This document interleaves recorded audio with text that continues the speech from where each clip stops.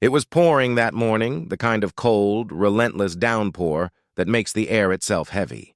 I sat in the driver's seat, hands locked on the wheel, staring at the gold-lettered sign of Whitman and Ellis, attorneys at law.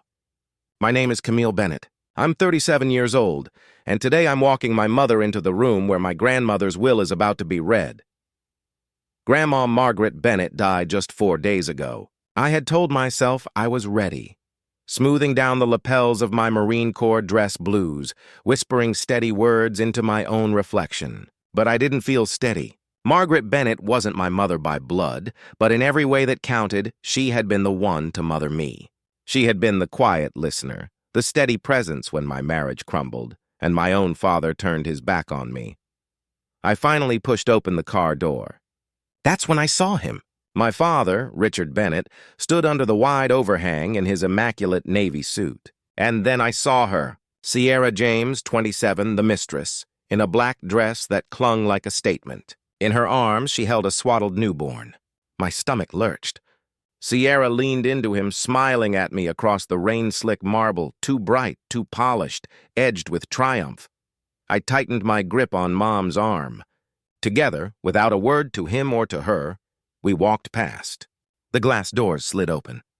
"You're here for the Bennett estate," the receptionist said. "Yes," I said, signing my name clearly. Camille Bennett. The conference room was built to intimidate. Tall-backed leather chairs, mahogany table, shelves of books no one had read in decades. I chose a seat with Mom beside me. Across from us, Dad leaned back casually.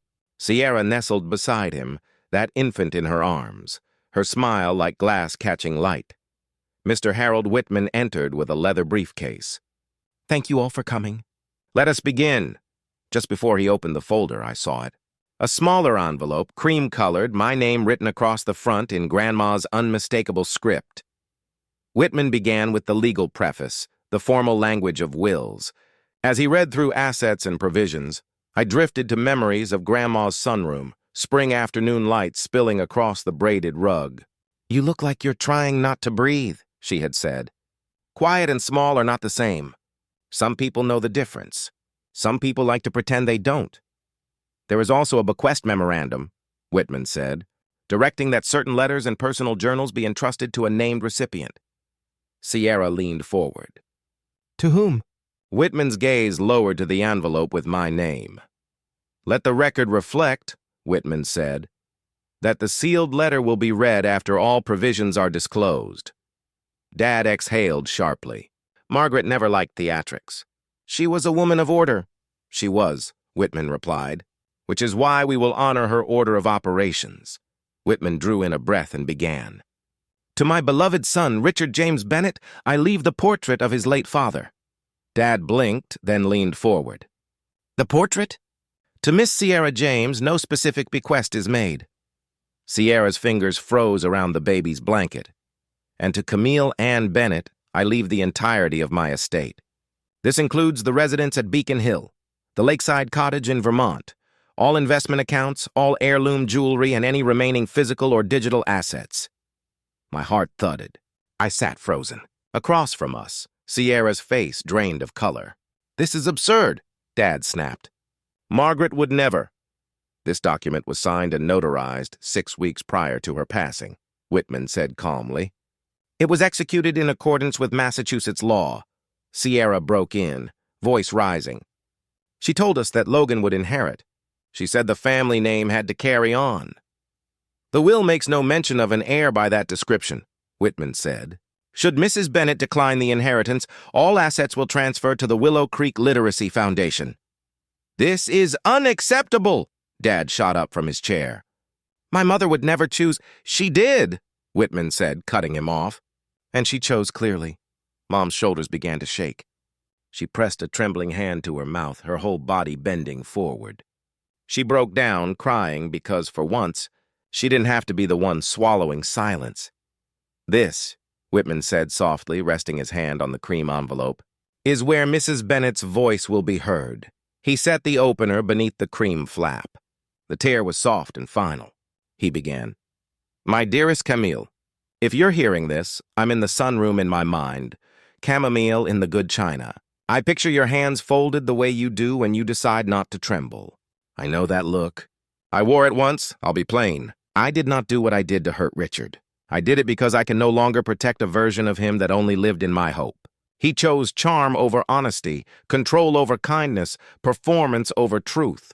As for you, Camille, quiet is not the same as small. When you stood in my doorway with rain on your lashes, apologizing for taking up space, I saw a woman who had learned to live in other people's weather. I wanted for once to give you a roof of your own.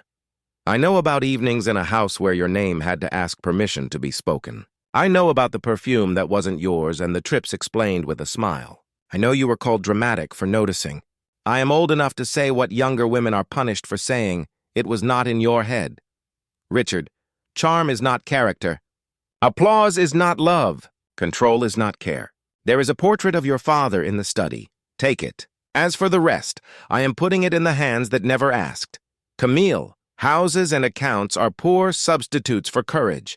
But sometimes they buy time, and time is the currency of becoming. Use it. Waste none of it convincing people who are busy being unconvinced. You will be tempted to apologize as you choose. Don't.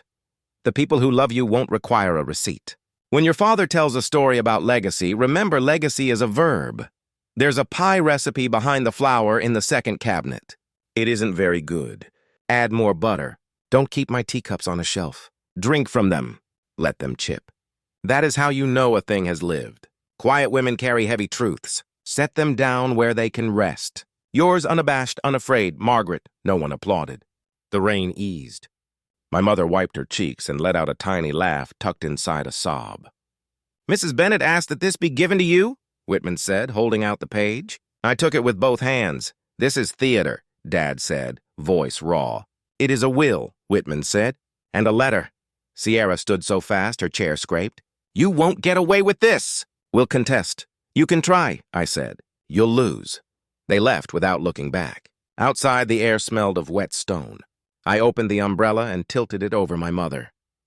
We stepped into rain that finally felt like ours. The days after blurred together. The Beacon Hill house sold first. I wired half the money to Mom without ceremony. Just a line in the memo. For the years you held me up. She called me that night, voice shaking. Camille, it's too much. It's not enough, I said. You earned every cent as much as I did. 3 days after the will reading, there was a knock at my door.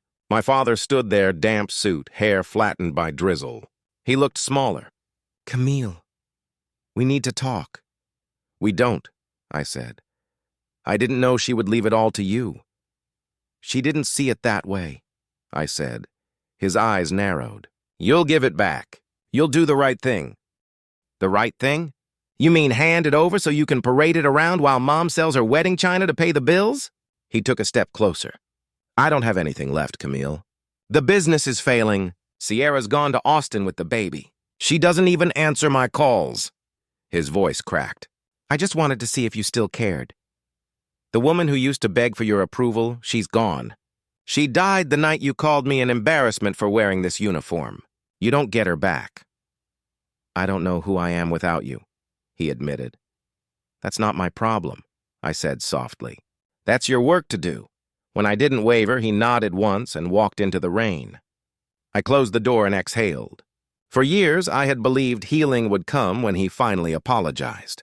But I realized I didn't need his words. His absence was enough. A week later, the estate transfer arrived. I left it on the counter for hours before finally opening it. My eyes snagged on a single line. Property 114 Maple Street, Willow Creek. Grandma's stories of summers by the river, of the little library where she first learned to read. It was the only place I felt like myself, she had told me once. I didn't keep everything. Half went to Mom. The other half funded my decision. In Willow Creek, I found a dusty old storefront with peeling paint. Most people would have seen ruin. I saw space, a room waiting to matter again. By the end of the week, it was mine. I wore old jeans and a faded sweatshirt, tearing out rotting shelves, patching cracks, painting the walls a warm honey shade. With Jacob, a local carpenter, we built a counter from reclaimed barn wood. You sure about the name? He asked. The hearth? The hearth isn't about what you sell, I said. It's about what you give. Warmth, belonging, a place to rest. I started with Grandma's recipe cards. Orange zest muffins. I baked them 4 times before I got it right. On opening day, there was no ribbon cutting. Just a hand-painted sign that read open, and me in a flour-dusted apron behind the counter. My first customers were 2 sisters in their 70s.